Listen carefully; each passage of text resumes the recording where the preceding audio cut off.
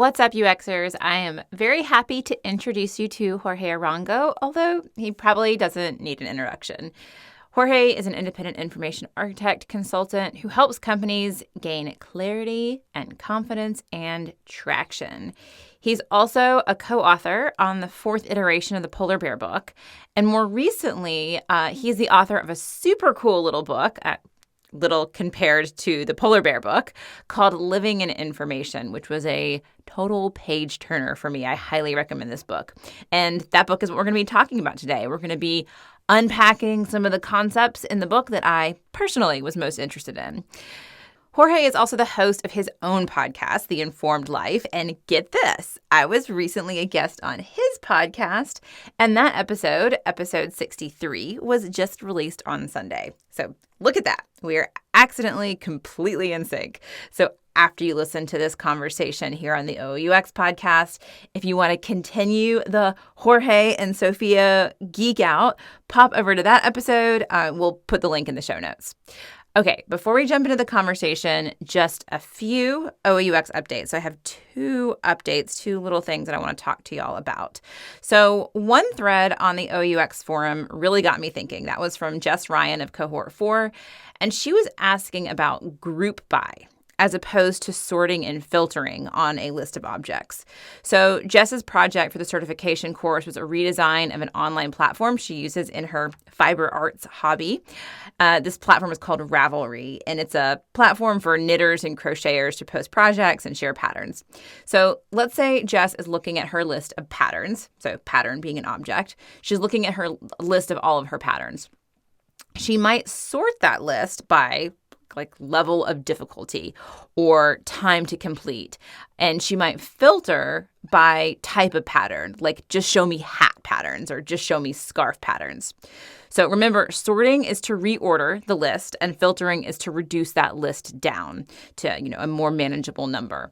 And nicely structured and nicely applied metadata is what allows users to do that, right? So sorts are usually best for metadata that is, for lack of a better word, graduated or gradated, like price or popularity or duration, so that kind of thing. So while filters, on the other hand, are usually best for categories or types or statuses, metadata that doesn't necessarily have a high and a low value. So what about this group by? So in Jess's example, she wanted the ability to group by status of a pattern. For example, done, which might have a project object attached, work in progress, up next, and someday. So this is basically a sort for metadata that has those non-graduated values. So group by creates a nice visual sections on the page based on that metadata. So this kind of visual chunking is something that I really haven't thought a lot about. I can see how useful it would be in so many scenarios to be able to say, let's sort by something like type or status or even category. If there's just a few of those potential values, I don't know if you'd want to group by anything that had more than 7 or 10 potential values. So something like status makes a whole lot of sense where there's only about 5 values or maybe even just 3 values, I'm done, work in progress, or up next. But I can really see the value for this. So I was just scratching my head and thinking about it, and I immediately realized we should be thinking about this, and probably during the part of the process when we're sketching out lists. So I went ahead and added that to the list sketch sheet. So if you use those card detail and list sketch sheets, I just updated the list one to just have a little note in there. So when you're thinking about the sorts, think about if any of those sorts, if you would want the ability for users to visualize a grouping of those as opposed to just kind of a linear sort. So it's a little bit of a nuance, but I can just see a whole lot of value in that. So I've linked in the show notes, we have a link to be able to download that those new CDL sketch sheets. And if you've never used the CDL sketch sheets, want to know more, go bother me on Twitter. If enough people bother me, maybe I'll do like an audio workshop on it. Maybe I'll go over to YouTube and do something to kind of walk you through how to use those sketch sheets. Okay, so one more thing. So Mike Vogel, another certified OUX strategist and also accessibility expert, has been helping us over here at Rewired to make OUX.com more accessible. And it has been so enlightening to learn from him. I hate to say this. I wrote a newsletter about this recently, how kind of behind the curve I am on accessibility, which doesn't make any sense at all because a lot of it is about semantics and making sure that the bits and pieces of your design are properly semantically tagged. So, which is what a lot about what OUX is about.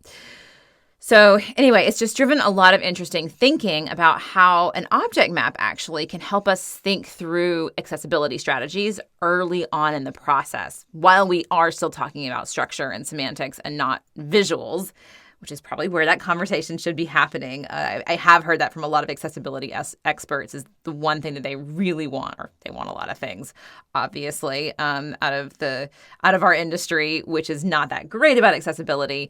But one of the main things is getting accessibility in early and not thinking about it as kind of like Band-Aids that you add on later. So anyway, here's just one example of how I see an object map and OUX thinking kind of helping us bake in that kind of accessibility strategies early on. So one thing we were doing wrong on OUX.com is giving everything an alt tag. We were totally overdoing it. We were not intentionally thinking about images as decorative versus functional. So decorative images usually don't need alt tags. That can actually create a lot of audio clutter in a screen reader experience. And functional images kind of fall into two categories: images that can be described at the object level and images that need to be described at an instance level. So let me give an example for what I mean by this. So for example, the icons for resource type that you see on the resource cards on OUX.com, they're totally decorative, right? They are, we can remove them. We don't need alt descriptions at all on those. Other images like profile pictures on a strategist detail page probably don't need to be specific to each instance. So no matter if you're on my profile or on Mike's profile or on Jess's profile, it can just say profile picture, right? Because through being on that page, the user will probably already know which strategist they're on. So just having profile, just knowing that there's a profile picture, and debatably that can be considered decorative as well. But what about images on an object like Orca Step, an object we will be adding in soon to help you explore the Orca process on OUX.com, which is going to be really cool. So if we have images on an object like Orca Step, those images will be descriptive diagrams, and thus each instance should have a specific descriptive alt text. So when we actually come across an image, like a core content attribute, as we're doing our object mapping, we can actually right then and there pause and decide, is this decorative? Okay, yes, mark it as so. We don't need to worry about alt text. If it's functional, does it need to be described at the high level object level, or do we need specific alt descriptions for each and every instance? Okay. So we've got so many more exciting ideas on how the Orca process can help designers bake in accessibility really early on. And that's just one of the ideas. So we'll probably be coming out with an article soon. So if you're interested, please make sure you're on the newsletter at OUX.com/newsletter.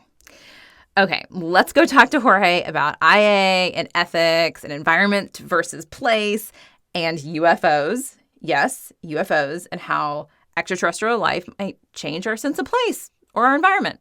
It's going to be cool. All right, let's jump in. Welcome to the Object-Oriented UX podcast, a podcast about tackling complexity head-on, gracefully organizing massive amounts of information, and designing scalable, future-proof, and of course, naturally intuitive object-oriented user experiences. An OUXer is a powerful blend of information architect, business analyst, facilitator, and UX strategist. If this sounds like you or what you aspire to, you are so in the right place. I'm Sophia Prater, UX designer, chief evangelist of Object-Oriented UX, and your host. Let's jump into it. Jorge Arango, welcome to the Object-Oriented UX podcast. Thanks, Sophia. I'm very excited to be here.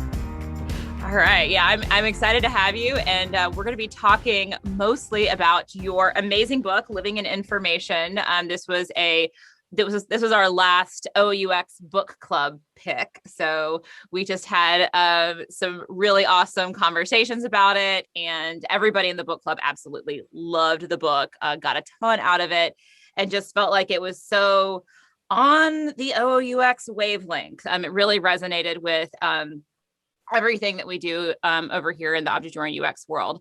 So what I want to talk about first is kind of your motivation to write this book. So what were you seeing in the digital design world that made you want to get these ideas out to the world? In other words, like what was making you mad or frustrated that you felt like people needed to read this book, or you needed to write this book so people could read it?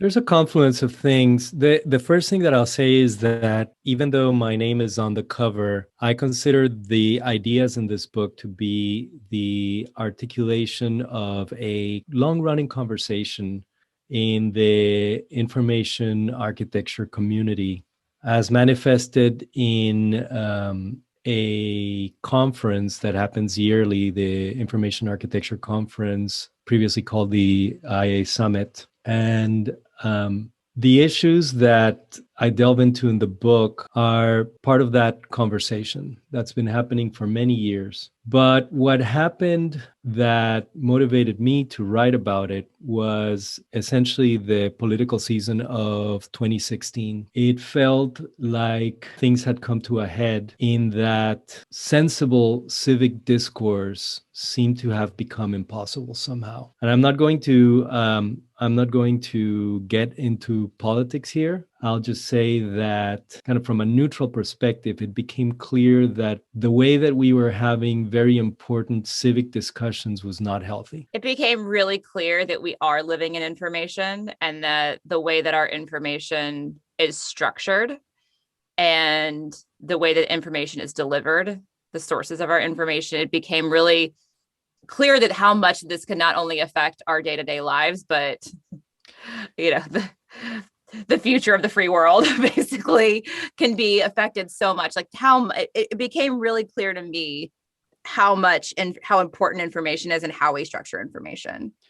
Well, we've been in a process of moving more and more of our everyday interactions, everyday activities to websites, apps, places made of light. I think that's Terence McKenna's phrase. Places made nice.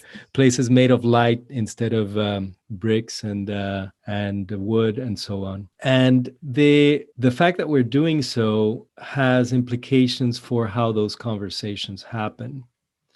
It's very different for you to have a conversation with a neighbor or perhaps even a stranger if you're sharing the same physical space than if you're doing so over something like Twitter or Facebook, right? Mm-hmm. And there's something about the nature of the place that influences the quality of the conversation. And there's something also behind the business model that makes the place viable, that influences the tone of the conversation and the quality of the conversation. And the move from physical environments to what I call in the book information environments is not one that we can make without coming to grips with the changes that entails to our ability to have these all-important conversations, which is what living in a healthy, well-functioning society entails, right? Like if we can't talk with each other, we're not going to be able to make decisions about the way forward. And, what are we going to do at that point? So in your book, you talk about these greedy information environments and how we balance this with having that we need to be facilitating transparent engagement with each other. And I think this was in your chapter on engagement, where we sometimes get a little bit obsessed with engaging with the brand, engaging with our product. That's what a lot of our KPIs are around, is how people engage with our brand or our product. And that what we need to be focusing on is making sure that there's transparent engagement between each other, between people. How do we do that? It's like a huge question, but well, actually, I'll ask a more pointed question. How can we recognize that the product that we're working on, that digital place that we're working on, and I'll get to in a minute the difference between designing products and designing places, but because that's definitely a reoccurring theme in the book. But what are some signs that what the thing that we're working on and the design that we're doing, that we are facilitating one of those greedy information environments or greedy products? Well, it might be worthwhile for folks who haven't read the book to take a step back and not define, but just clarify what we mean by greedy, right? Yeah, for sure. So the idea here is that the places that serve as our meeting places, let's say, are supported by some kind of business model, right? And if you meet with a friend at a coffee shop, which fortunately we're able to do more of now that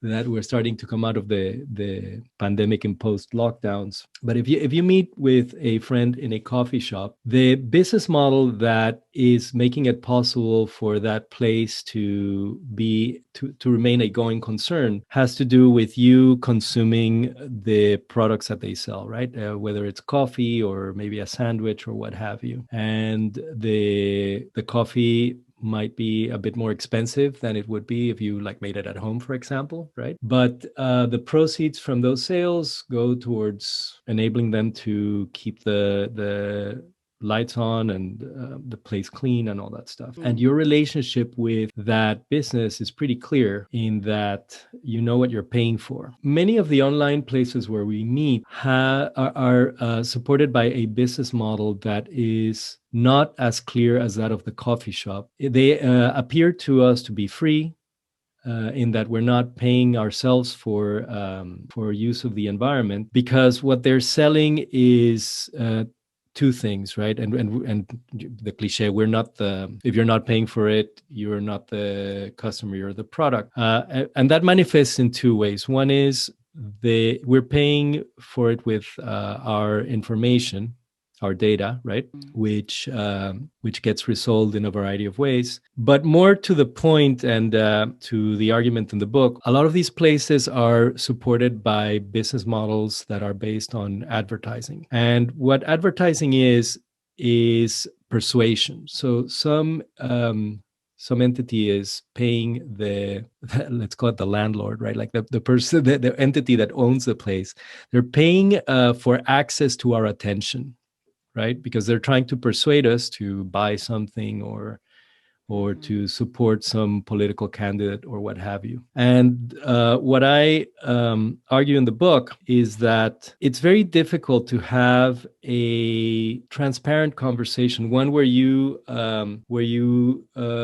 talk without intermediation with someone else, if the place where the conversation is happening is supported by basically trying to persuade you one way or another. Ultimately, you are, let's say, imagine that you're trying to have a conversation about politics in an environment where someone is paying to try to persuade you towards one political direction or another, right? Like that's I think that one could easily imagine how that would tilt the nature of the conversation. And I don't think that any of what I'm saying here is particularly new. A lot of this has been written about and much more competently by other people, which actually brings me to the third reason why I wrote the book. You asked me before, it's like, why did you write this thing? Mm-hmm. And the third reason has to do with an interaction that I had with a colleague shortly after moving to the Bay Area. I live in the San Francisco Bay Area, which I think that rightly for a lot of people around the world kind of represents the epicenter of where the most influential information environments in the planet are being created and managed. And I moved here in great part to be close to the bright center of the universe and in that regard. And shortly after moving here, I was having a conversation with a colleague where I talked about information architecture, which is what I've been focused on for the majority of my career. And this colleague said that, to the essence, and I'm going to paraphrase, that information architecture was waning here in the Bay Area, that it just wasn't seen as something that people paid a lot of attention to.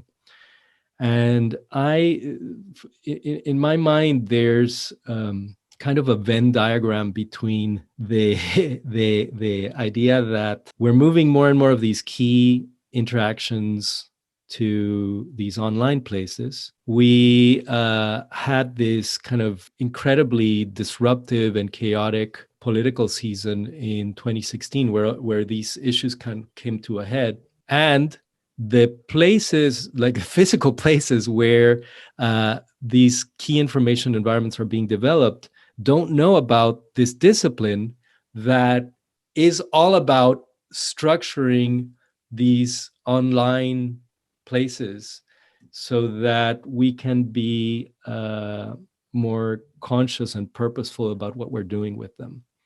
And it felt like there was something needed to like bring those three forces into focus.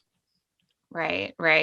So I one of the things that I always teach to kind of like bring it to just to a takeaway for everybody listening, like one thing, and I just want to get your feedback on this, that I think is really important when it comes to advertising and when it comes to making it very clear that just the very simple thing of this is content generated by other users and this is content that's generated by brands. So the difference between whatever it is, if it's a pin on Pinterest, if it's a post on Instagram, if it's a story on Instagram, making it very clear to users that this is something from one of your friends and this is something from a brand. So I think just differentiating those things, like, I think that Pinterest doesn't do a great job. It just says promoted at the bottom. Tweets are often, it's not very clear whether what I'm looking at is a tweet or what I'm looking at is an ad, which are just two very different things. And they should be very much visually communicated that those are different.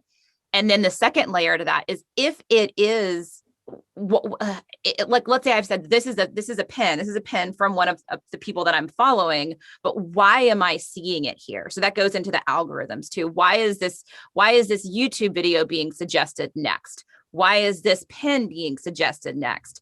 So it gets into, what are these things? Is this an ad, or is this just some sort of innocuous post from a friend? And then if it's a post from a friend or if it's an ad, why are those things showing there? Yeah, what you're speaking to there is context, right? The context in which you present information will change how you interpret it. And when you're showing a feed of content items, you can that feed can consist of a variety of things, and it can consist of things that have been posted by your friends who you trust by almost by definition to a higher degree than you do a brand or somebody you don't know. And you can mix in, let's call them objects, right? Mm-hmm. That have been placed there by third parties or what have you. And the very nature of them being shown in the context of what your friends are saying should somehow elevate the trust. Even more so, if you can somehow get your friends to vouch for these things, they will the trustworthiness of the thing being sold will rise even more in your mind. So that's one level of it, right? Like this context in which the things being promoted are placed. But there's another level that has to do with the fact that in an environment that is supported by advertising, the people who are stewards of the environment are incentivized to keep you around. That's not true of the coffee shop. If you go meet with a friend at a coffee shop and you just have one cup of coffee, the people who run the coffee shop want you to either buy more coffee or somehow vacate the table, right? So that you make space for someone else to come and buy coffee. In these information environments that are supported by advertising, the folks who are running the place don't really want you to leave. They want you to see more ads because that's how they're making money. And that creates incentives that drive a particular selection of content for you to watch. And again, this is not original to me. Lots of people have written about this. In the book, I mention a very compelling framing by Zeynep Tufekci, who compared it to a meeting room that's been designed for meetings to keep going on forever, right? Like that would not be a very good meeting room, right? No, nightmare scenario. Yeah, absolutely. Uh, and yet, we're creating these places that are designed for us to be engaged as long as possible, because the more we're engaged, the more money the place makes. And I must clarify, because I'm not a zealot about any of this. I think that advertising has a role to play, and there are online environments where advertising makes a lot of sense. Like, for example, if I'm looking for a product, if I'm there to shop, I think that's an environment where advertising could actually be helpful to me. And I often make the comparison between an online place like Facebook versus something like Google. So Google, both of those are supported by advertising, but there's an important difference between them. When I search for something on Google, I'm looking for something, and when I find it, I go away. Right. And there are many times when I look for something on Google and the results include advertisements that are actually helpful to me, in that the starting point of the interaction is my issuing a search. So I've expressed some kind of intent to look for something, and the thing being shown somehow matches that intent. So I think that is a better use for advertising than something like Facebook, where I go to Facebook to engage with my friends, keep up with my family members, folks who I don't see very often in real life. And they might be posting about their kids' graduation, or getting a new job, or what have you. It's like, I'm not there to look for a product. I'm there to catch up with my friends, right? So it feels to me like some environments are a better fit for this model than others. This gets to a little bit, and I do want to back up and talk about places and objects for a moment, but this kind of gets to that generative. You talk about generative information architecture, and when you were saying I go to Facebook to catch up with my friends, I think a lot of that's how it all started. But I think a lot of people go to Facebook to get the news now. And I don't know if that was an intentional on Facebook's part to say, okay, we're going to start becoming a news outlet. It just started happening where people were going to Facebook and Twitter to like see what's happening. And that it somehow over the years became a news source where its original intention was not to be a news source. So how does that, how much should we, when we talk about generative and iterating on our information architecture and like letting that information architecture be something that's unfinished, and then through the use of people, it kind of, the purpose emerges from it. What is our job as designers to start saying like, actually, this isn't what this should be used for. Like you talk about in the intro that I think it's a Spider-Man quote about with great power comes great responsibility. And I think everybody that's listening, we can all agree that we have a whole lot of responsibility here. But what actually is our responsibility? Is it our responsibility to give people what they want?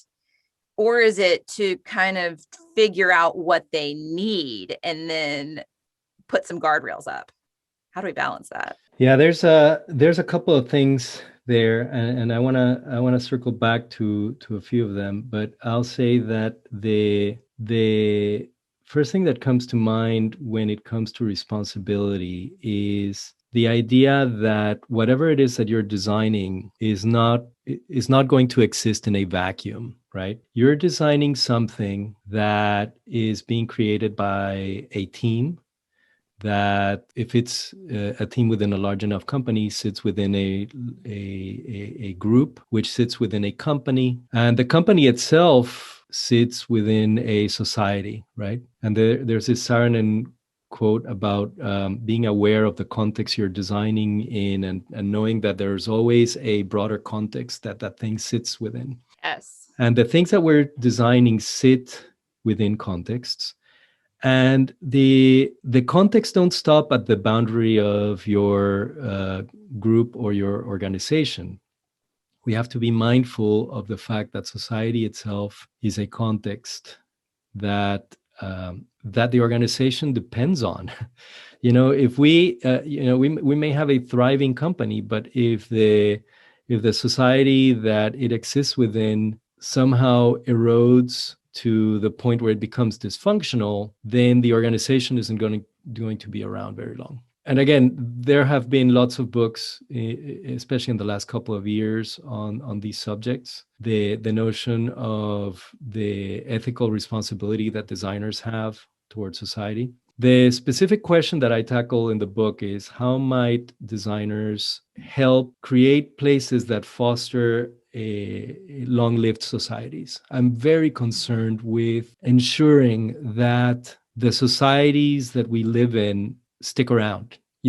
There are problems in our societies. All societies have issues, but in many ways, our societies are pretty good. you know we just celebrated Memorial Day, and I've been reading a series of graphic novels about US history with my son. And when you look at the ways that people have lived in the past, the struggles they've had to put up with, being called to war, the just having to live decent lives within appalling conditions. And you compare it to the relative peace and prosperity that we have today, I don't think that you can be a student of history, even a superficial one like myself, without coming to some degree of appreciation and care for what we have. Right. And we've come a long way. yeah, and we're improving it. We're going to make it better. We're work to make it better, but we have to be careful to not inadvertently mess it up, right? Mm-hmm. And I have kids, like I said, and I want them to have lives that are at least as peaceful and prosperous as the one that I've enjoyed. So I think that ultimately, for those of us who are designing these things, where so much of the world is happening now, right? Like so many of our key decisions are happening in these information environments. We have a responsibility to ensure that we're not messing it up, Mm-hmm. And I find that a lot of our thinking kind of stops at the company door, so to speak. And part of the book is also an invitation for us to think a bit more broadly about the things that we're making and putting out into the world. It's so important about how, like, understanding what is in your locus of control, and then understanding, taking it one step wider, or even 2 or 3 steps wider, understanding this is where the stuff that is in my control is sitting within all this other stuff that's might not be in my control, but I need to be aware of, and I need to understand that larger context. How do we put boundaries This is a question, one of the biggest questions within the master class that I teach, within all the programs, the workshops that I teach. It always comes up, and I don't have a great answer for how do we define the edges on what we're designing when it comes to information architecture. How do we say, like, this is what is in my and kind of this gets into a question of breaking down silos as well. I mean, there's, of course, how does my company sit within the wider context of this industry and sit within the wider context of society? But we're still working, a lot of UX designers are still working with, how do I just get out of my silo within my company? Because we have teams that are there that are divided by page. Not joking. I mean, you know this, right? Or maybe sections in the journey map. So this team is all about browse, and this team is all about manage, and this team is all about buy, and the objects and the environment, of course, the user is going through all of that. So the user doesn't experience these silos. So it's very difficult practically for information architects and UX designers to know how do I draw the boundaries, and then how do I even just break down to that one level of that one silo, right? So even getting the one level of larger context is often difficult. What advice would you give to folks that realize that and understand that they need to take that wider look, but don't necessarily know how to break down those silos? Yeah, that's such a hard question. I teach a graduate systems studio at the California College of the Arts here in San Francisco. And this question of boundaries is one of the hardest questions that students tackle with, because as with so much in design, the answer often is it depends, which is such an unsatisfactory answer to anyone, right? And I must also say that to your specific image about like folks who are working in teams who are responsible for like a single page in the website, I think that it's easy for us to become dispirited if we feel like it's like us against the world, and we have this huge, we're carrying the entire world on our shoulders, and then our responsibility is to just manage this one little piece. I do think that some folks are in positions that allow them to have greater agency than others. And it's very important for us as individuals to be clear on our own degree of agency, right? Like how much we can do within the scope of our job, or even if it's within our community, and not be somehow delusional about that, right? Because that way lies disillusionment. If you somehow think it's like you're frustrated at the world, it's like, we got to change everything, and then you're responsible for this one button, right? Yeah. So I would say being aware of the issues is definitely something that everyone should take on, right? Like become an informed participant, and try to do as good a job as possible given the scope that you have responsibility for, while also looking up for the level immediately above you, right? Right. So if you're designing a page, if you're tasked with designing a page within the broader system, then try to understand the context in which that page sits, and ask how is this page serving that context, and maybe what role does that context play within the broader whole, and just take it from there, but be aware that you might not have agency beyond that, and you work your way through it, and as you develop in your career, if you prove yourself competent and thoughtful and careful and a responsible agent within the system, you will be granted greater and greater responsibility. And I think asking those questions, like being uh, asking more questions maybe than you feel comfortable asking. Like always pushing yourself to ask those questions that might seem like questions that are beyond your pay grade, for lack of a better word, but like saying, okay, I'm going to ask these questions, and somebody might even question the fact that I'm asking the question. If you feel that level of discomfort, that like somebody's gonna say, why, you don't even need to know the answer to that question. If that is your reaction, I feel like that's even more of a reason to ask the question, to push yourself to take that step further, and be kind of okay with being a thorn in the side of those silos, and always be, push the boundaries, to use the cliche. Um, One thing that I often also talk to folks about when it comes to breaking down those silos is recognizing like how. So an example I give is, to kind of use an architecture metaphor, is if you think about an architect designing a bank, that architect needs to think about the back of the house experience as well as the customer experience, right? They need to think about the vault. They need to think about the how the money comes in. They need to be thinking about all those chutes and everything for the ATM, or the drive up teller, as well as how people are going to queue up in line. And the architect needs to think about all these things, about all the roles that are going to come into that building, right? If an architect was to say, you know what, or the manager of the architect, the client of the architect was like, you know what, first, we're just going to think about the customer's experience within this building. We're not going to think about the vault. We're not going to think about the back of the house experience. Let's just design the customer's experience first. That would be absolutely ridiculous from an architecture perspective, right? Like nobody would think that that would be a good idea if we're designing a building.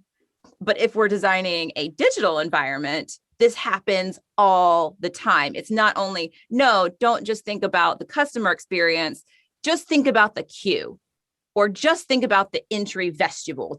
We're just going to redesign the dashboard, or we're just going to redesign the navigation, or we're just going to redesign the homepage, and don't think about anything else. So sometimes I tell people to actually use that metaphor to help people understand, like, okay, if we were designing something from a architecture perspective, that would just be, I mean, the building would fall down, right? If we weren't thinking about the whole thing holistically. So I guess my question, on the heels of that, I mean, do you have any thoughts about that? I have lots of thoughts about that. Okay. The the move towards what we call user-centered design is one that I think happened as a reaction to what was perceived as an environment that was not giving users their fair due. And I think it was a healthy reaction in that regard. But I think it is possible to take it too far. And I think that a lot of designers take it too far. I've been in meetings where designers say things like, well, I'm here to fight for the users, as to mean that implicitly, it's like all of you stakeholders from other parts of the org are here to screw the user over. And I'm the sole, I'm wearing this superhero cape here, and I'm going to be here to be the user advocate against these nefarious forces or whatever. Right. And I think that attitude has been extremely harmful for design. It has placed us in a situation in which we are not seen. Design isn't given its due in organizations. Because a lot of designers are not seen as team players. They're seen as, you said thorn in the side earlier, right? Like, what do people do with thorns? They pluck them out, right? Yeah, that's right. And if you want to be effectual as a designer, and you actually want to do good for the users, you have to understand that there are forces that are tugging the project in different directions. And the user's needs are one of those forces. And you could even argue that it's the most important force, but it's in no way the only force, right? And you need to balance that with the business goals of the team that is sponsoring the project. You have to balance it with regulations, right? If you're working in finance or healthcare or what have you, there's a bunch of regulations that are, uh, they're going to be user unfriendly, right? Mm-hmm. And if you don't acknowledge these forces, you're going to either be very frustrated as a designer, or you're not going to last very long, right? Or alternatively, what's going to happen is what has happened in a lot of cases, which is that design has become seen as a production function rather than a strategic function. And by strategic here, I mean um, operating as an agent of coherent change so that you have a direction you want to move towards, and then you take concrete steps to do it, right? Design can be so much more than just crafting buttons and putting together design systems or whatever it is that folks are doing in organizations. Design is a way to make possibilities tangible, right? When you design something, you're putting down on paper or on the screen a different way of being. You're making it manifest in ways that can be tested and can generate feedback and start this wonderful loop whereby you create a good fit between the thing you're making and real world conditions. But if you limit yourself to thinking about just how this is going to serve user needs in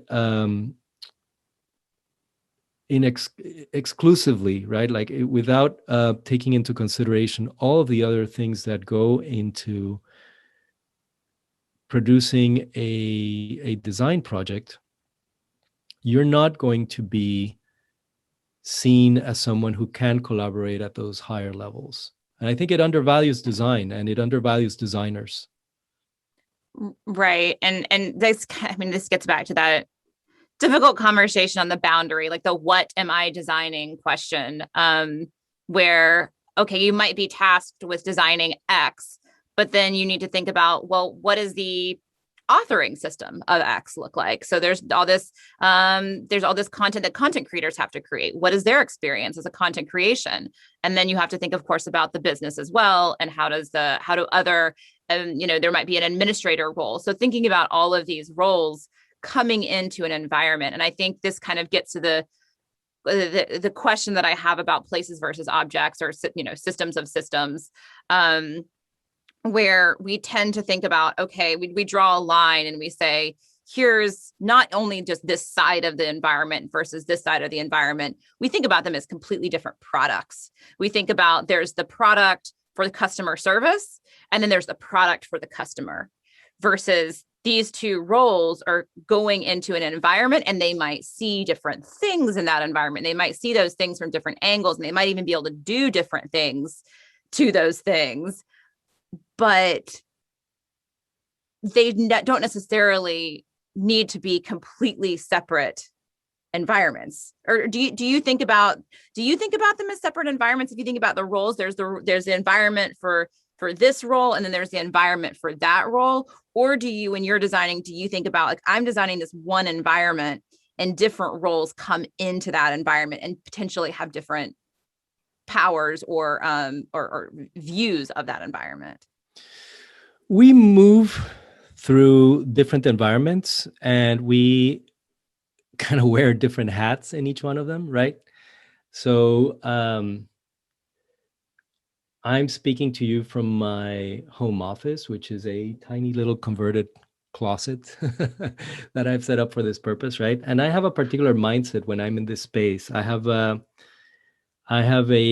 role, to use your language, right? And when I step out of this room in a little bit, I will be with my family, and I will take on a different role, right?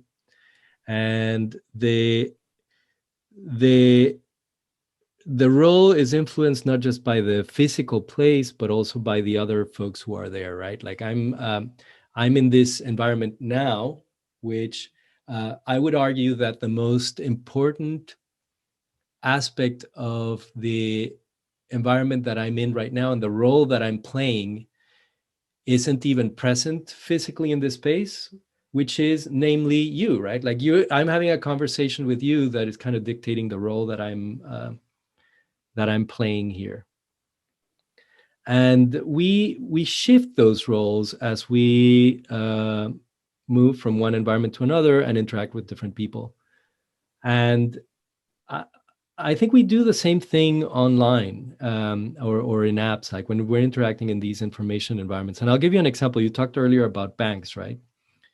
So if you visit a bank's website, most bank websites have at least two very different environments. They have the quote unquote marketing environment, where the bank is explaining all their wares to you. They're telling you what products they have and what you can do with them and how they compare to other banks and all that sort of stuff. And then they have a more private part of the environment, a more private place, which if you're a customer of the bank, you can access by entering your username and password into a couple of fields. And in many cases, in fact, most of the ones I've interacted with, they're fairly different. They have different navigation structures. They have different affordances. They sometimes look very different, right? And your mindset shifts when you go from one to the other. You're playing different roles. When you log in, you are there to accomplish a task. You're there to Right. pay your credit cards or transfer funds or what have you. And those are very different roles. And we tend to think about these things in terms other than environments. We tend to think of them as products or interactions. And I understand why that is, because there are good commercial reasons to think of them in that way. But environments are different than products, and different than objects, by the way. You talked about the difference between objects and environments. I think that a house in some ways is an object. It's just a very big one, right? Is that there's this ontological thing where you can think of anything that you can interact with as some kind of object. Well, like Andrew Hinton says, it depends on the perspective, right? If Yes. the building is a thing if you're walking down the street, and then becomes a place once you go inside. Yes, it depends on the perspective. It also depends on scale, right? When I think of an object, I'll pick one up from my desk here, and obviously your listeners can't see this, but I'm holding a pencil sharpener, right? This is an object that I can manipulate. I don't think of my house as something that I can manipulate. I think of my house as something that I inhabit. And moreover, I don't inhabit the entire house. I inhabit one room at a time. So I spoke of my office, right? I'm sitting in my office, and I am in Zoom somehow right now with you. And one of the tricky things about these online things that we've been designing, these digital things, is that scale isn't as clear to us as it is in the physical world. There's an information architect called Sarah Barrett who's been writing wonderfully about this in Medium. She was on the podcast.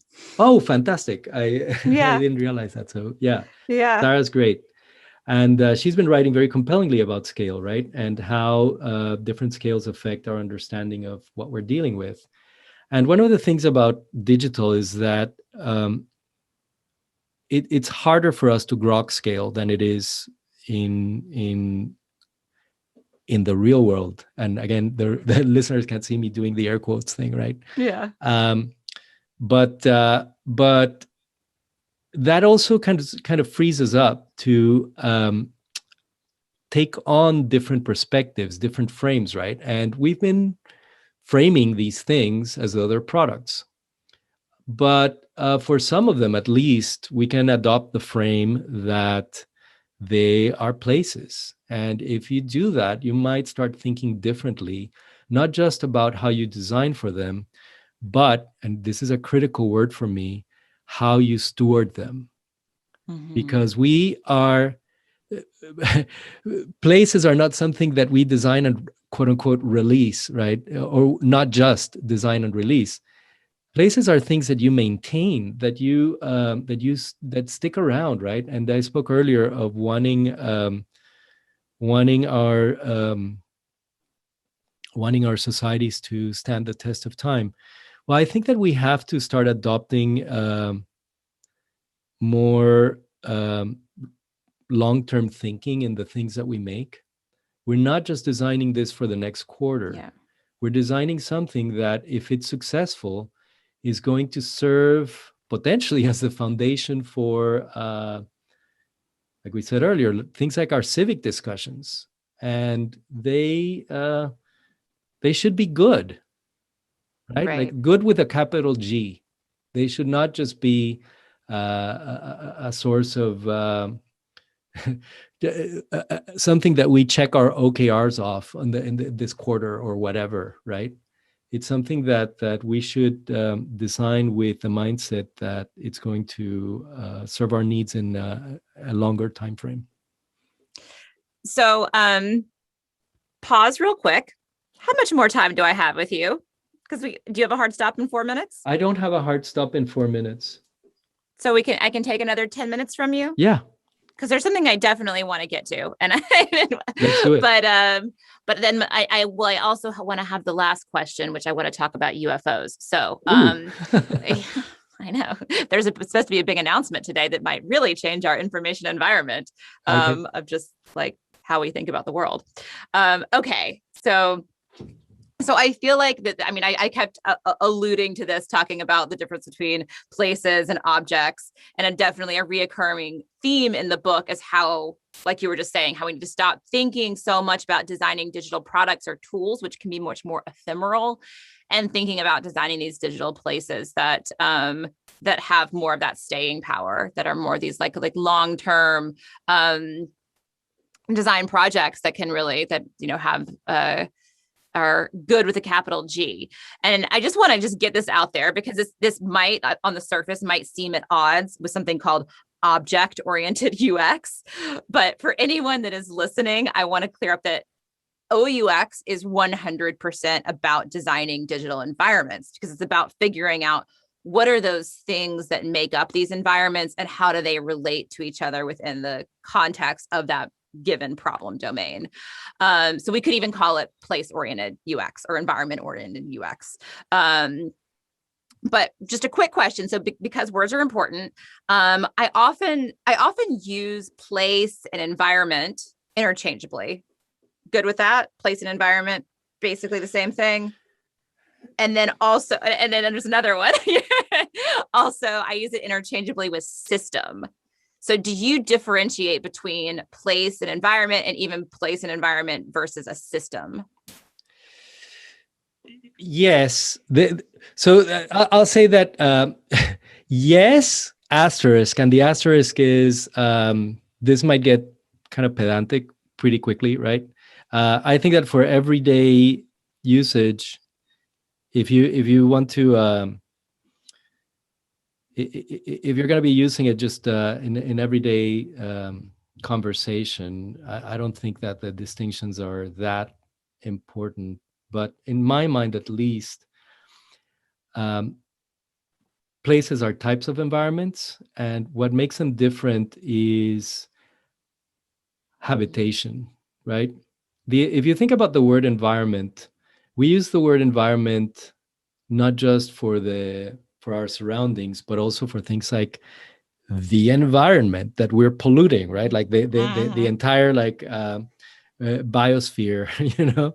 Uh, that is that's a pretty broad construct, right? Whereas places I think of as special parts of the environment that we somehow imbue with meaning through our interactions, right? So my office here is an environment, but it's also a place.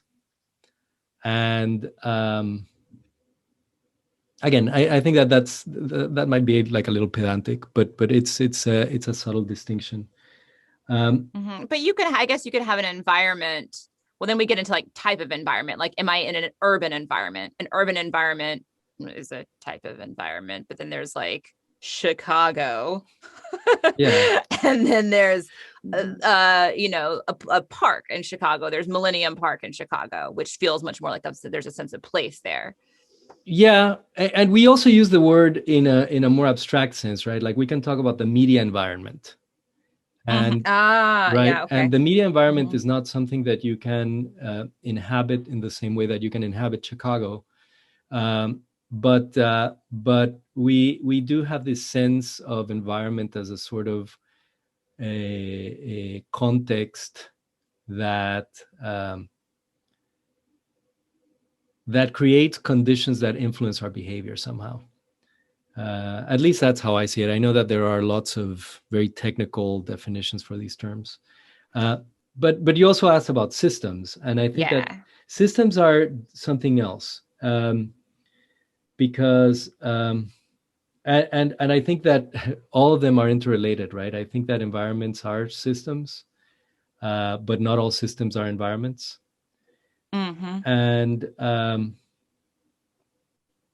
a system, I would say, is an even higher level of abstraction, where when I think of systems, I think of collections or sets of elements that somehow work together towards a broader purpose, whether intentionally or not, right? Like we perceive it to somehow work together towards some kind of purpose.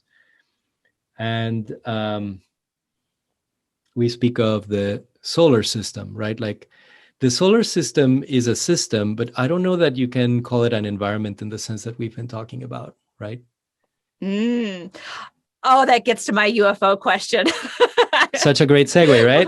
Such a great segue, but I'm not ready for it yet. Oh no, I'm not ready for it. But so when it comes to designing places, so the process that I teach hits on these four main pillars, which is objects, relationships. So we got things, we got them in context. And then also calls to action, which you can think of like as just explicit affordances. And then attributes. Hey y'all, just a quick interruption. As of this recording, we are in the midst of cohort 4 of the OUX certification, and enrollment for cohort 5 won't open up until early summer 2021. But you can dig into all the certification video content, all the templates, all the resources by grabbing access to the OUX Masterclass. And if, after going through the masterclass, you want to get certified, you'll be able to apply the cost of the masterclass to your enrollment in cohort 5. So you can kind of think about it like a down payment.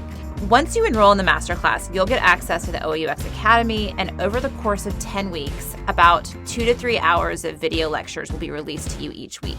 But you can consume that content totally at your own pace. You'll have lifetime access to it. So if it takes you 20 weeks to go through it, that's totally fine. You're not just gonna get video content. You're gonna get checklists. You're gonna get exercises. You're gonna get assignments and tons of valuable resources. Basically everything you need to become an expert complexity wrangler.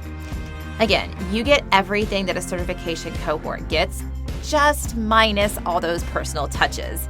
the camaraderie of the cohort in the OUX forum, access to the OUX mentors, the one-on-ones with me, as well as me answering all your questions in the forum and in office hours, and of course the actual certification and a profile on OUX.com. So for all of that, you'll need to actually join a cohort. But you don't have to wait. You can start becoming that complexity wrangling, stakeholder whispering, IA facilitator extraordinaire now. You can start saving yourself and your team countless hours of rework. And you can start saving your user from the extraneous complexity that OUX helps you avoid. So go to OUX.com/certification to learn more. From there, you can get on the wait list for Cohort 5, as well as get yourself access to that entire video library that is the OUX Masterclass. Still not sure if you're ready to take the plunge? Go check out the testimonials on OUX.com. Okay, back to the show.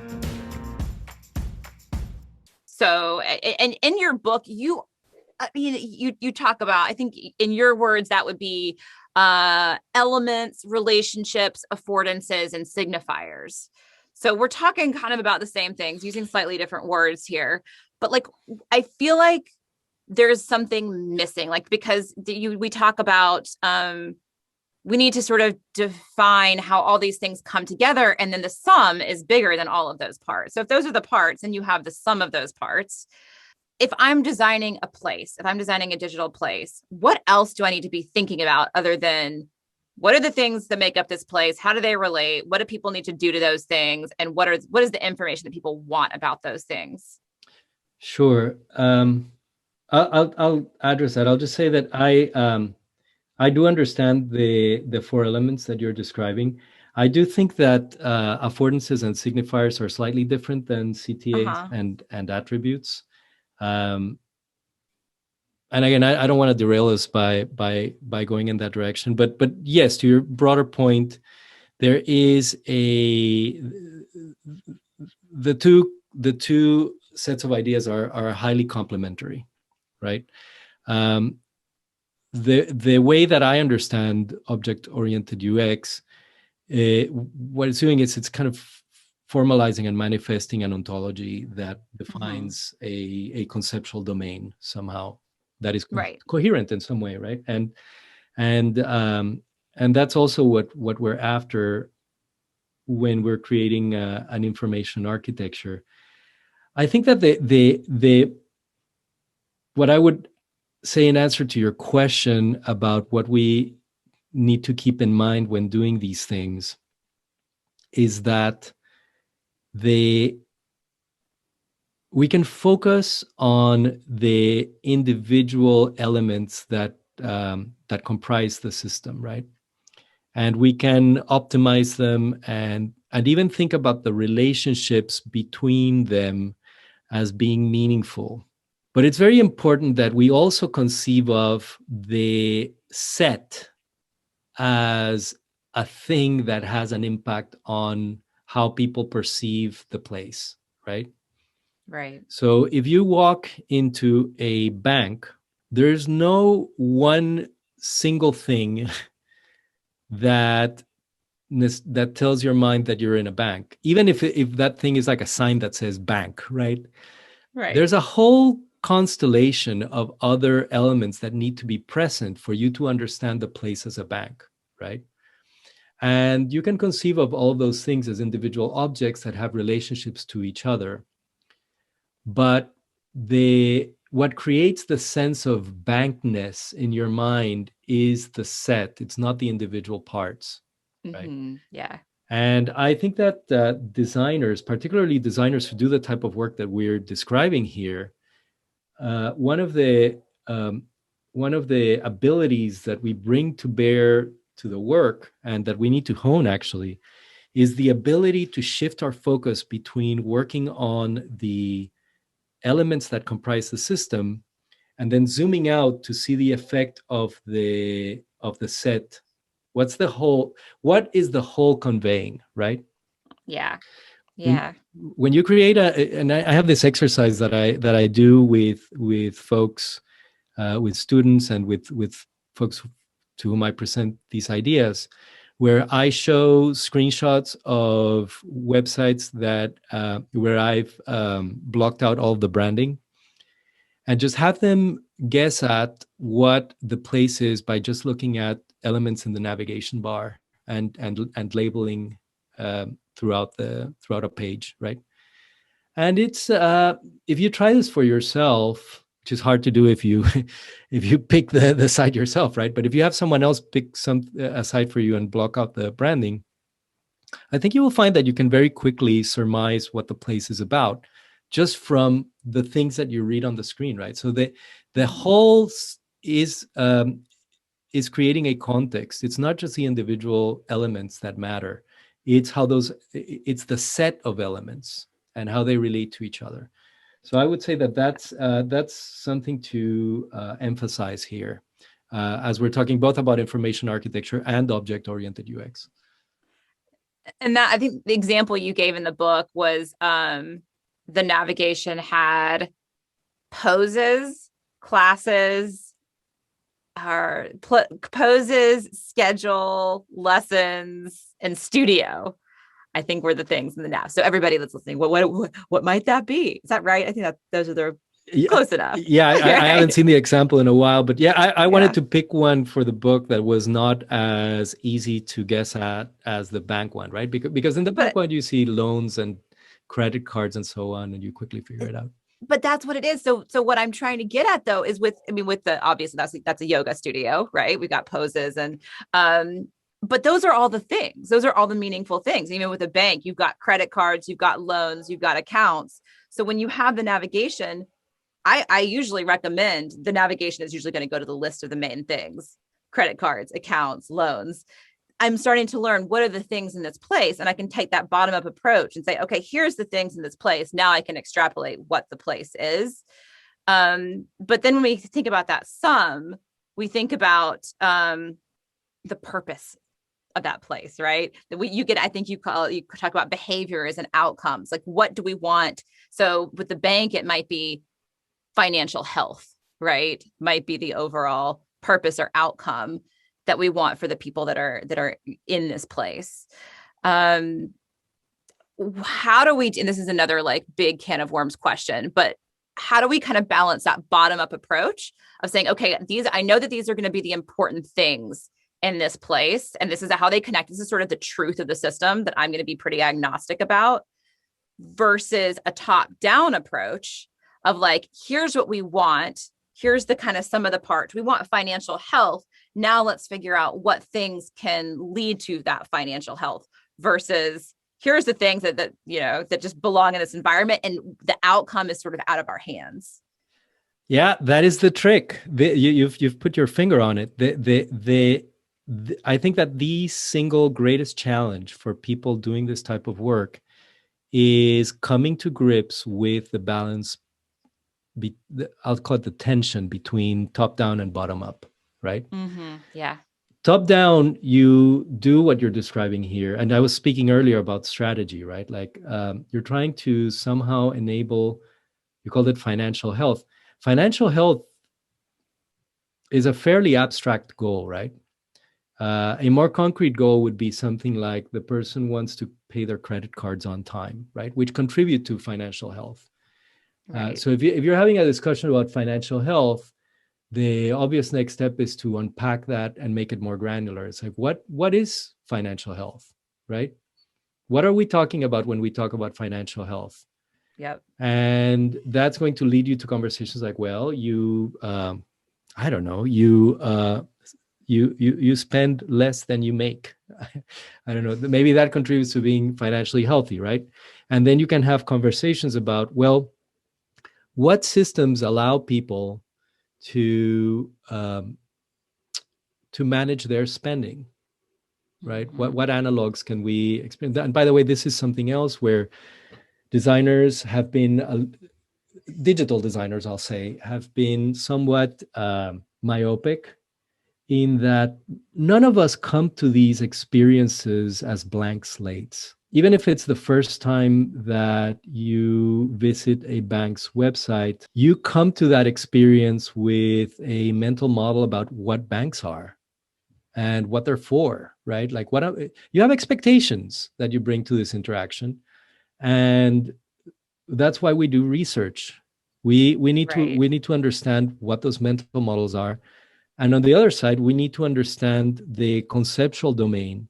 What concepts do you need to make available to people for them um, to be financially healthy? And design is somehow about bridging the gap between those two, right? Like people come with these imperfect mental models by definition to deal with this domain that is often pretty complex. So we have to get versed on the complexities of the domain and the mental models that people bring to them, and then find ways of creating bridges that make people's lives better. Okay, I have one more question for you. All right. So we're gonna back up to your really great segue that you gave me a few minutes ago, talking about how we think about the solar system as not really an environment, right? We don't think about, because we're not thinking about that level of larger context. Now, in the COVID relief bill, there was a small line item that the Pentagon had to release a statement, I think a document on June 1st, which is today, as of this recording. We are June 1st, and I have not checked. I have not checked today. I didn't want to check if they had released the document yet, because I knew that I would be completely distracted during this conversation. So I don't know what they've released. They might not have even released it yet. But basically, the Pentagon needed to release what they know about unidentified flying objects. Right. There's been a lot in the news. Like, I think they were trying to release stuff just under the radar of COVID. But we had all these, the Pentagon basically saying, like, here's some leaked recordings. We don't know what these things are. It could be China. It could be Russia. It could be us. And we don't even know. It's too deep for us to even know. Or it could be something else. Let's hypothesize that this, let's do a thought experiment, that this statement that comes out says, our working theory right now is that these things, we don't know what they are, but we think that they are extraterrestrial. Okay, now all of a sudden, so many mental models are going to burst, right? If that was the statement, because I think what's happening here is the Earth, we think of the Earth very much as a place. We are in it.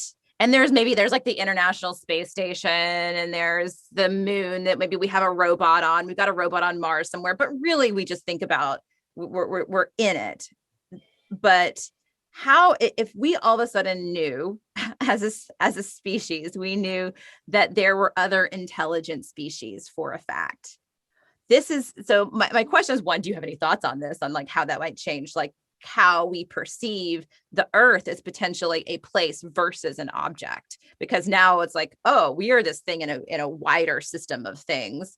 But then, I mean, the more practical question that comes off of the tails of this is, how do we mitigate big structural change that might happen within our organization? We realize that there's a big piece missing, and we need to have a massive change of the information architecture that can really break somebody's pre-existing model of how the world works. So I'm just going to throw that out there and let you run with all of that. Wow, that's a question of galactic proportions. It is. Well, did you know about this? Did you know about the thing that was happening? Well, I've been following the news. I didn't know about the drop, but I've been following the news, and there's all these videos that have been released and stuff. My default disclaimer for this conversation is that I'm going to channel Carl Sagan and say that extraordinary claims require extraordinary proof, right? Right. But I do agree with you that the discovery of, or the discovery of extraterrestrial life would precipitate wide scale reframings, right? We would suddenly shift our understanding of our place in the universe. Not for the first time, right? Like it would be the first time with intelligent life, but people have had to shed misconceptions about their place in the universe many times before, right? And right, Galileo tried to do that with mixed results. well, yeah, I mean, people resist. It's not change is hard. Change is hard, and we need to acknowledge that. And this goes back to your question about the organization, right?